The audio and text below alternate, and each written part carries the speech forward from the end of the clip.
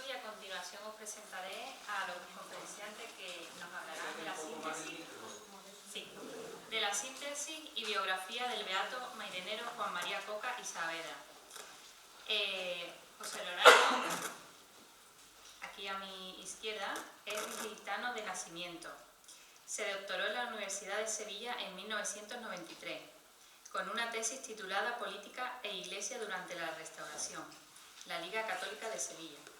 Desde 1988 es docente en esta universidad, donde ha publicado varios libros y numerosos artículos, especialmente sobre su ciudad natal, Almería. Además, participa en diversos proyectos de historia local y es fundador del Centro Virgitano de Estudios Históricos del Ayuntamiento de Berja. Fue nombrado por el señor arzobispo presidente de la Comisión Histórica de las Causas de los Mártires de la Archidiócesis de Sevilla en el siglo XX y redactor del Apositio. Como catedrático de Historia Contemporánea, el doctor Ruiz también se ha destacado en la organización de seminarios científicos, en particular a través del Seminario de Historia de la Iglesia.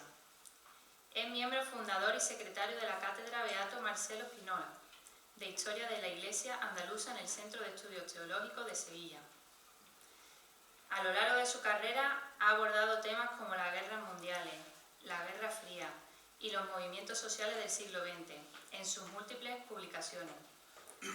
Su enfoque analítico y crítico ha inspirado a generaciones de estudiantes a ver la historia no solo como una sucesión de eventos, sino como un campo dinámico que influye en la sociedad actual. Fuera del aula, el doctor Ruiz es un conferenciante muy solicitado, participando en simposios y foros donde comparte sus perspectivas sobre la historia contemporánea y su relevancia en el mundo actual. Su compromiso con la educación y su capacidad para conectar con los estudiantes lo ha consolidado como una figura respetada en el ámbito académico. En su tiempo libre podemos destacar que disfruta de la lectura, el cine y la investigación histórica, siempre en busca de nuevas maneras de enriquecer sus conocimientos y sus alumnos. Francisco Miguel Martínez nació en 1988 en Alcalá de Guadaira, licenciado en Derecho y abogado con números en el Ilustre Colegio de Abogados de Sevilla. Su formación académica es amplia y diversa. Ha obtenido un título en licenciatura de Derecho Canónico en la Universidad Pontificia de Salamanca. Asimismo, cuenta con un bachiller en Ciencias Religiosas de la Facultad de Teología del Norte de España, con sede en Burgos. Esta combinación de estudios le proporciona una perspectiva única en la intersección sobre el derecho civil y el derecho eclesiástico. Además, ha completado su formación con varios másteres superiores. A lo largo de su carrera, Francisco ha desempeñado importantes funciones en la Vicaría General de la Archidiócesis, donde ha estado involucrado en diversas actividades administrativas y de asesoramiento legal. Su labor ha sido reconocida al ser nombrado notario actuario para varias causas de beatificación y canonización. Actualmente es coordinador general del Departamento de Visitas Culturales de la Catedral de Sevilla, donde se encarga de gestionar y promover las visitas a uno de los monumentos más emblemáticos de nuestra ciudad. Además, combina su labor profesional con la enseñanza, desempeñándose como profesor de Derecho Eclesiástico en la Universidad de Huelva. En esta función comparte su experiencia y conocimiento con sus estudiantes. Tiene publicado varios artículos en revistas científicas dedicados a la educación en el siglo XIX y XX. Su trayectoria es un claro ejemplo de dedicación y pasión por el derecho y la educación. En octubre de 2020, tanto José Leonardo como Francisco Miguel recibieron la medalla Pro Ecclesia Hispalense. Esta distinción fue conferenciada a ambos conferenciantes en reconocimiento a su compromiso, esfuerzo y contribuciones significativas en el ámbito eclesial y social. Este galardón resalta su labor en pro de la evangelización, la educación y el bienestar de la comunidad, reflejando así su compromiso con los valores cristianos y su activa participación e iniciativa que promueven el desarrollo espiritual y cultural. Para concluir la presentación de nuestros conferenciantes, les agradecemos su asistencia en el día de hoy y esperemos que su experiencia y perspectiva enriquecerán nuestra comprensión sobre el beato Juan María Coca. Así que les doy la palabra a nuestros conferenciantes.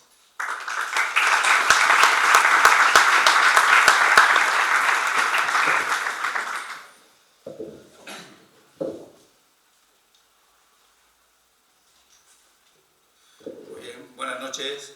Muchas gracias, María Jesús, por esta amable presentación y muchas gracias también a esta institución por habernos invitado a ambos a hablar de algo que en lo que llevamos trabajando al menos desde el 2012 y que a pesar del tiempo transcurrido, 12 años, sigue todavía, bueno, pues seguimos enganchados en el mismo asunto y el tiempo que nos durará, ¿no? que sea mucho, ¿no? Porque quiere decir que se demanda el conocimiento de los mártires de Sevilla. Yo le voy a hacer una confesión, ahora que no me escucha casi nadie, ¿no? Cuando vengo a hablar, solamente los que estamos aquí, ¿no?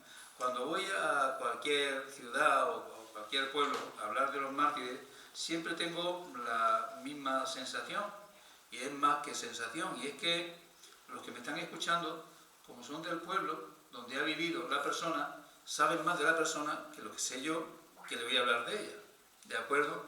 Porque claro, si una persona ha vivido aquí, aunque sea poco tiempo o circunstancialmente, ustedes habrán podido escuchar, a lo mejor no lo han escuchado, ¿no? Pero puede que hayan escuchado cosas de su familia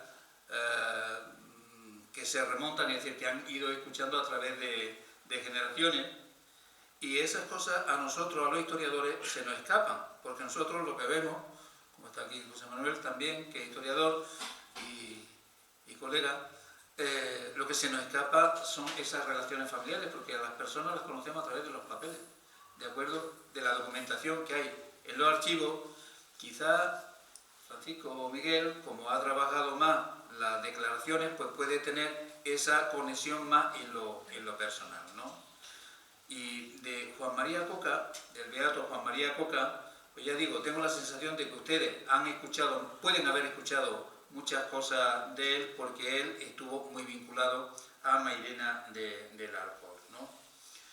Yo conozco a este sacerdote, ya digo, a través de la documentación que he podido ir encontrando en los archivos, fundamentalmente a través de los testimonios, cuando se escribió la obra de los mártires, y ya digo, a través de los papeles nos ocurre con él que él no fue párroco, él fue lo que hoy llamamos vicario, en tiempo fue coadjutor, por lo tanto, quien realmente hacía toda la documentación de la parroquia en la que él estuvo, pues era el párroco, no el coadjutor, y las cartas que conservamos de él, pues no son muchas.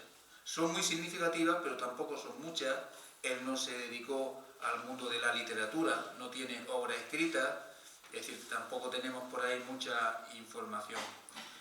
Sí tenemos información, ya digo, no de su gestión como coadjutor, como párroco, porque no lo fue, pero sí es verdad que como hombre de acción tenemos noticias, y más que noticias, porque él dirigió la escuela del Ave María en Dora del Río, y de esa escuela sí que han quedado bastante documentación. Ya digo, en los temas personales muchas veces son los testimonios recogidos en la causa, la parte jurídica, que es la que llevó él, donde nos encontramos esos rasgos personales que se han tenido en cuenta a la hora de redactar, ya digo, la biografía, ¿no?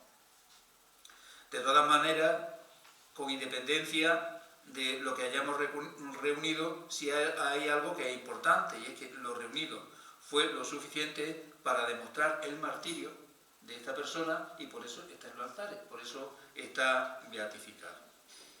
Bueno, pues antes de entrar en la persona, dos cuestiones que debemos de tener en cuenta, con él y con todos los mártires.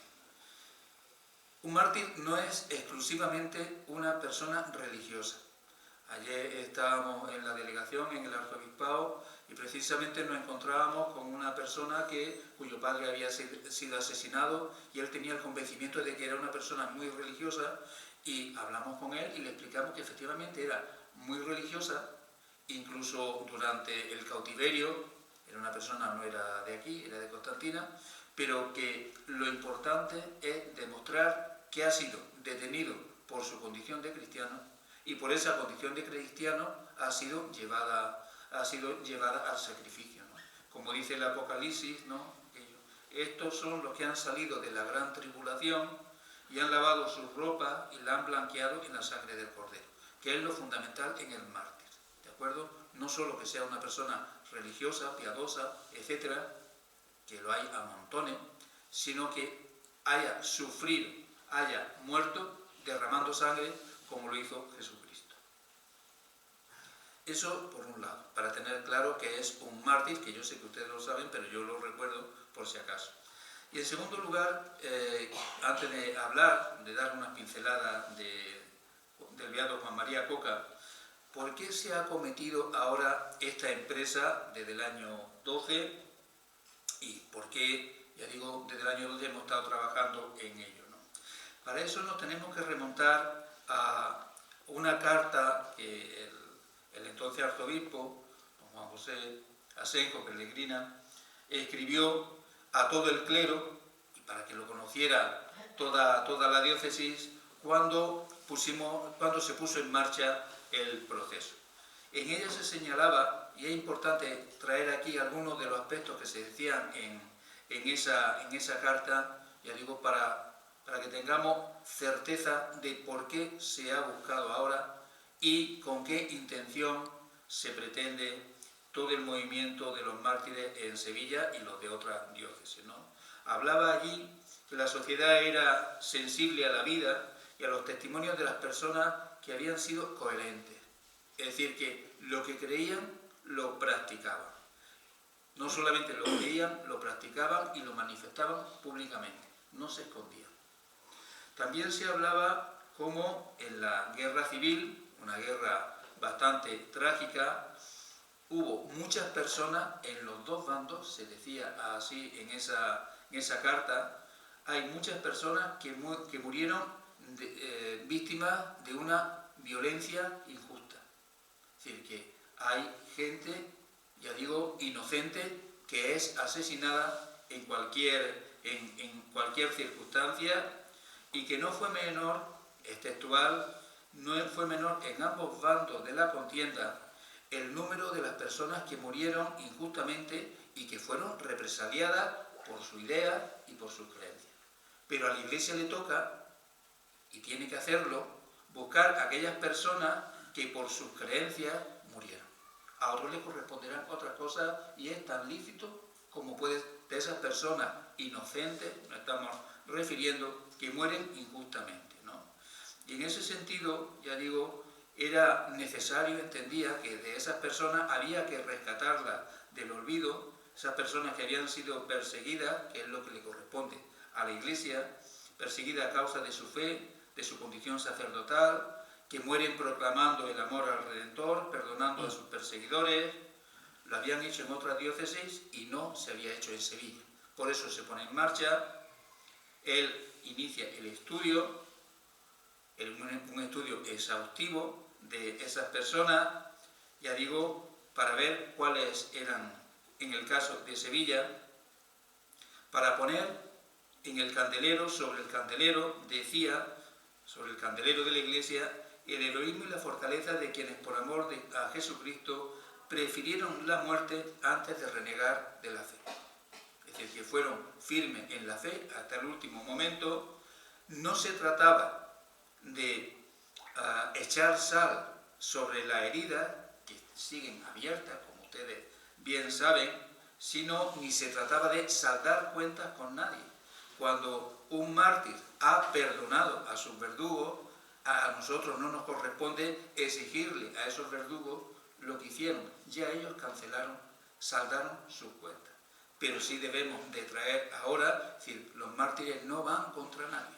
Los mártires sirven para demostrar la heroicidad y la profunda fe de aquellos que quisieron o aceptaron el morir antes de, como otras personas, legítimamente, como muchos de nosotros haríamos. Y además, en una situación de persecución, posiblemente pues nos esconderíamos en cualquier lado si se nos persiguieran. Pero ellos son héroes, ya digo, con la gracia, con la ayuda de Dios, se mantienen firmes y aceptan la muerte. Son referentes para nosotros, ¿de acuerdo? Para todos los cristianos, y el deber nuestro es sacarlos a la luz y por lo menos referenciarlos e imitarlos, que nos lo corresponde en la medida de lo posible. Ojalá nunca tengamos unas circunstancias como las que ellos tuvieron que vivir. ¿De acuerdo? Pues bien, una vez que hablamos de esto como preámbulo, vamos a centrarnos un poco más en Juan María Coca. Nosotros, en el Beato Juan María Coca, que es nosotros llegamos a analizar casi medio millar de personas, luego nos quedamos con unos 50 y finalmente en la causa de Sevilla fueron un 21 siervos de Dios, que en Roma rebajó el número hasta los 20. Juan María Coca. Juan María Coca está vinculado a Mairena del Alcor. Juan María Coca está vinculado a Mairena. Él nace aquí el 24 de diciembre de 1884. Está vinculado por vía materna. Su padre no era de Mairena. Su madre era la que era de Mairena. Su madre nace en la calle Mesones, su madre Ángeles Saavedra Madroñal. Los padres de su madre, sus abuelos maternos, también eran de Mairena, Juan María de Saavedra del Castillo y Ángeles Madroñal y de Alba, naturales de todo ello de Mairena del Alcor. Es decir, él está vinculado a esta ciudad, no sé si era villa entonces o ciudad. Yo es la primera vez que vengo a Mairena y demás. Y me ha gustado la ciudad, vendré otra vez y trataré de verla con más detenimiento, ¿no? Ya digo, él está vinculado a Mairena. Su padre no era de aquí, su padre era sevillano, su padre era médico, profesor de medicina y cirugía. Él era el médico titular de aquí, de la villa, conocería a la madre, se casaría, y los antepasados del padre tampoco eran ni tan siquiera sevillanos de la ciudad de Sevilla, eran de Morón y de Montellano. O sea que la vinculación de Juan María Coca aquí es por vía materna, por los Saavedra.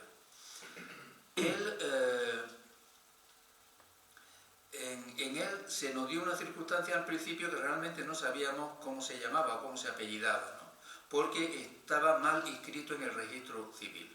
Pusieron los dos apellidos del padre, de manera que en mucho tiempo nos encontrábamos con Juan María Coca González de Saavedra, hasta que fuimos a la propia partida del registro y él había rectificado en 1922 el error del escribano o del que estuviera en el registro civil, porque su apellido, venía a decir, eran Coca por su padre y Saavedra por su madre.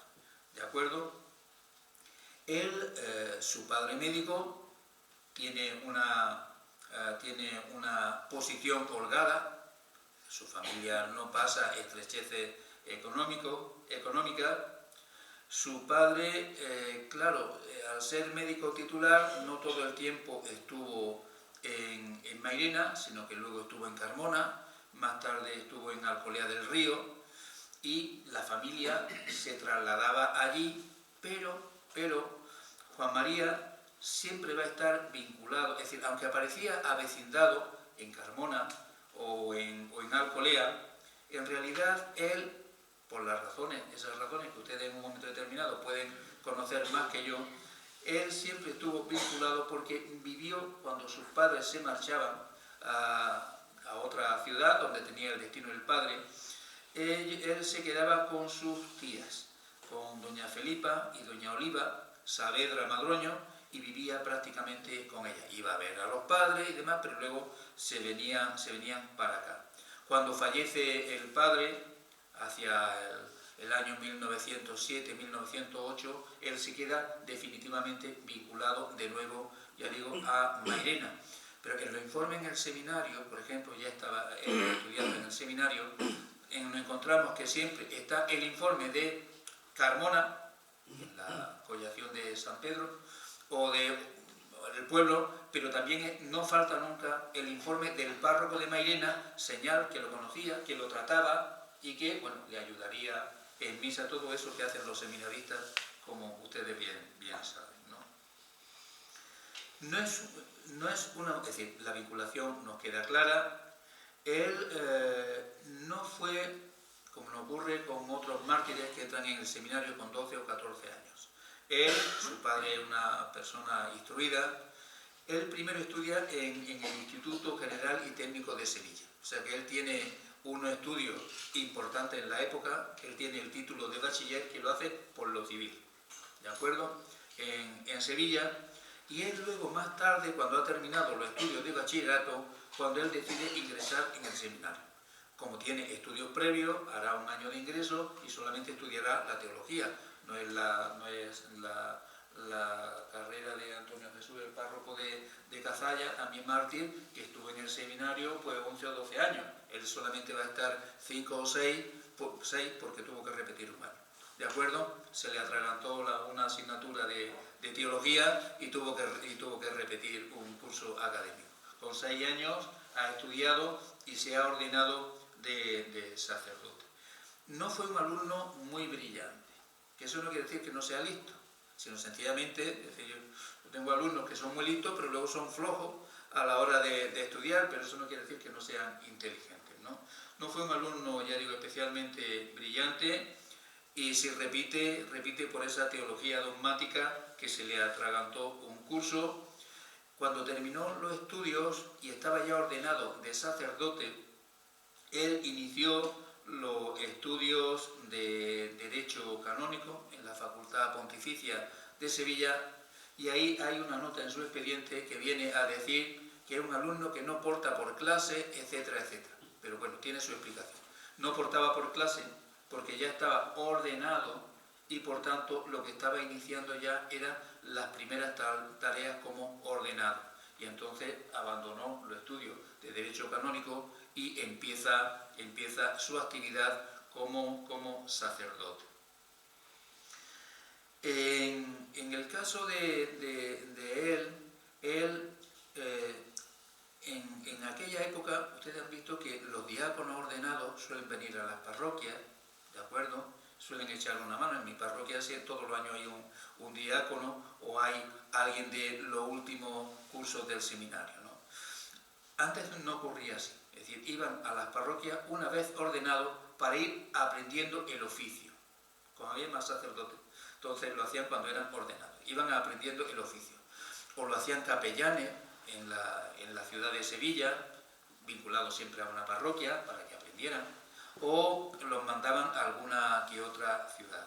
En su caso, a él lo nombraron, esa experiencia la va a hacer en Lora del Río. Allí es donde va a ser nombrado como coadjutor. En primer lugar, fue nombrado en julio del año 1910, fue ordenado en diciembre de 1909. Está matriculado en teología, en derecho y demás, pero ya en julio, no iba a dedicarse a eso, está de coadjutor en Lora del Río. Allí estuvo unos meses, pero de momento lo trasladan rápidamente de coadjutor a Alcalá de Guadaira. Lo trasladan, lo nombran, ya digo, con precipitación. Por lo visto, alguien fue acusado de que no se portaba bien, y el hecho de esa actuación, vamos a ver que en Lora él tiene muchos enemigos. En Lora fue acusado y de momento se recogen un pliego de firma donde firma media Lora diciendo que todo lo que se está diciendo es falso. Con lo cual, en Alcalá de Guadaira no sabemos en qué parroquia, porque los papeles se queman y demás. Sabemos que está en Alcalá, pero no sabemos si en Santiago o en San Sebastián, que eran las dos parroquias del momento. Él vuelve de nuevo a Lora, allí va a estar de coadjutor y a partir de ahí va a estar de coadjutor hasta el momento del martirio. Es decir, que va a estar desde 1911 hasta agosto de 1936. Va a estar en Lora del Río. Él es coadjutor, será el coadjutor más antiguo, y ese coadjutor va a colaborar sobre todo con el gran párroco que tienen allí, que va a ser martirizado también, que es Francisco de Asís Arias Rivas. Francisco de Asís era de Cantillana, asuncionista de Cantillana. Eso ustedes que entienden más estos problemas que hay por aquí con algunas hermandades, ¿no? ¿Qué sabemos de él en Lora del Río? Pues sabemos que era una persona de confianza, de mucha confianza del párroco. Que el párroco, cuando se marchaba en Lora, que era una gran ciudad entonces, era más ciudad que podía serlo Mairena entonces no. En Lora había varios coadjutores y siempre depositaba la confianza, es decir, quien me sustituía era Juan María Coca. Él, ya digo, es el brazo derecho del párroco, prácticamente no abandona la ciudad, más allá que viniera a ver a sus familiares a Mairena. Algún verano, por prescripción facultativa, se ha ido a tomar la agua al puerto de Santa María en el año 19 y en el año 22.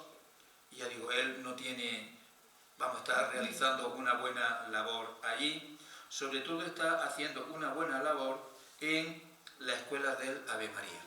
La Escuela del Ave María están en funcionamiento en el año 17, era un antiguo patronato que luego se transforma en fundación. Algunos sacerdotes, entre ellos él tenía una buena formación, son los que dan clase. Es una escuela para niños y consigue reunir en esa escuela, dar clase a unos 250 niños, ¿de acuerdo? Se dirán, ¿y las niñas? Bueno, las niñas iban al colegio que tenían las hermanas mercedarias de la Caridad, que era exclusivamente de niñas, ¿no? Él hace esa labor tan extraordinaria. El colegio funcionaba con dinero aportado por la fundación, con dinero aportado por el ayuntamiento, por número de alumnos, y también por dinero que se pedía al Estado. Claro, cuando las cosas se tornen a negro, a partir del año 31, van a fallar los apoyos económicos del ayuntamiento, van a faltar los apoyos económicos del Estado para escuelas católicas, y en ese momento habrá cosas que las pagará de su peculio, las pagará de su bolsillo para mantener abiertas las escuelas, y cuando no pudo, porque había que pagarle a los maestros que daban clases, entonces le ayudaban también la Junta Parroquial de Lora del Río, del dinero que recaudaba para sostener el culto y el clero, también le facilitaba dinero, ¿no? Ya digo, con eso Juan María Coca era una persona bastante popular, bastante extrovertida, por lo que se ve. En Lora volvió a tener algún problema con el alcalde, en este caso, y no en los años 30, sino que lo va a tener en los años 20.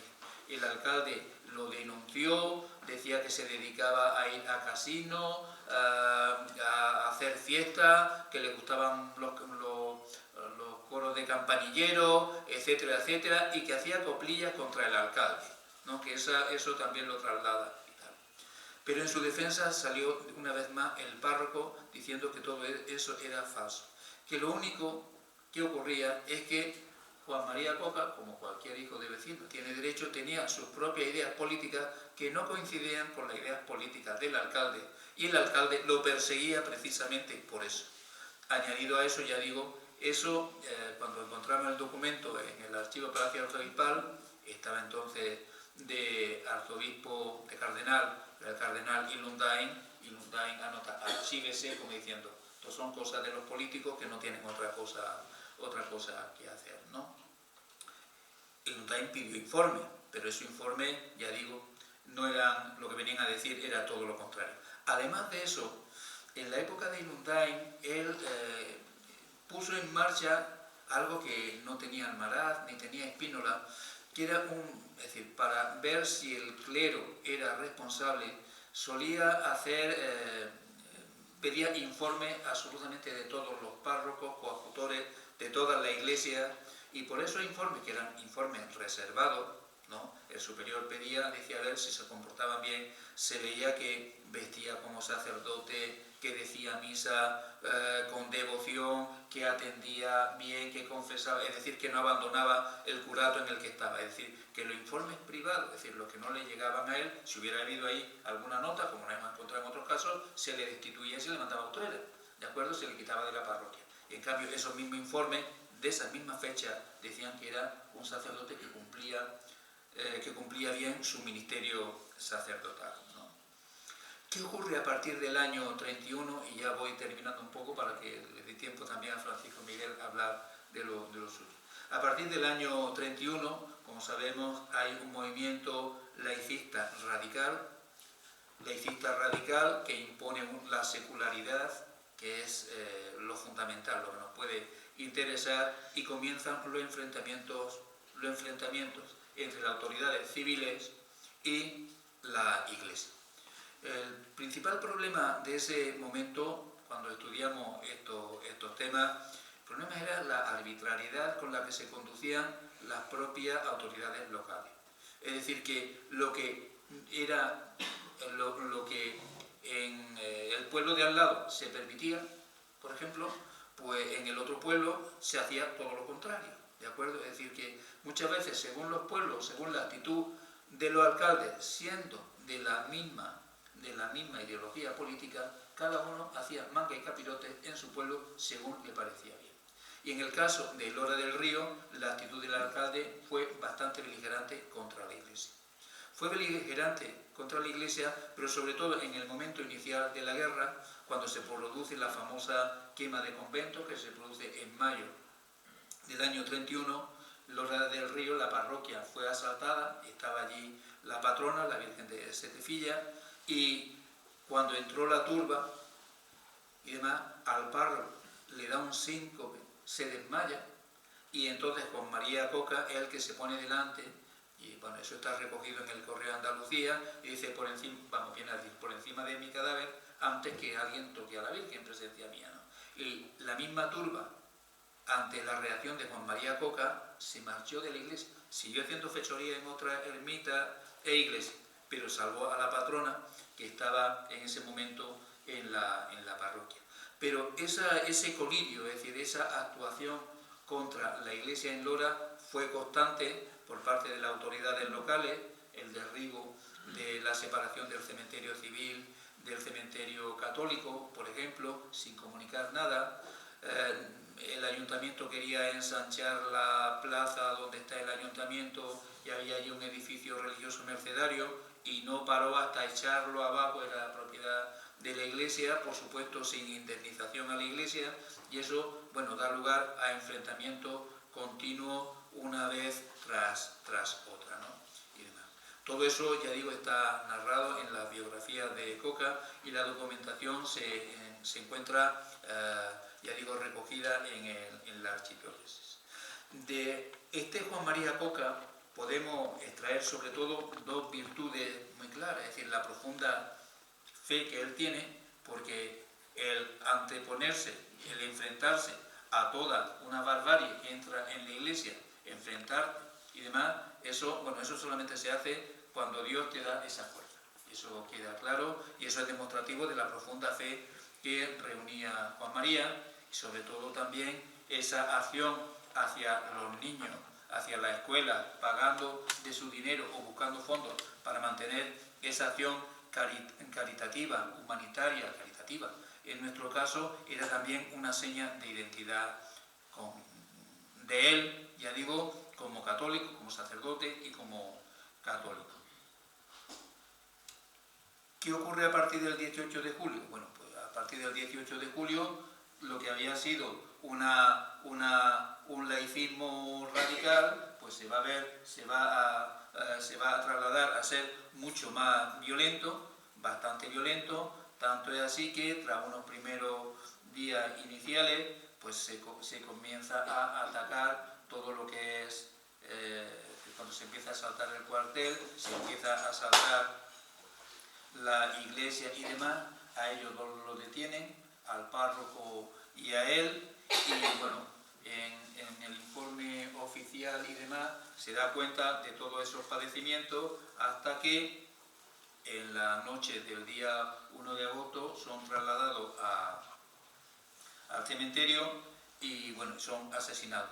Posiblemente Juan María Coca llegó ya muerto porque le habían acuchillado antes cuando lo sacan de eso, ¿no? Esa parte, ya digo, que es la fundamental del martirio, de los padecimientos anteriores, de la acción anterior, pero sobre todo en ese momento, son las pruebas que nosotros luego hemos propuesto y demás, y que se han utilizado y que son las que le han conducido a los altares, pero de eso es más experto Francisco Miguel, que debe de continuar. ¿Te parece?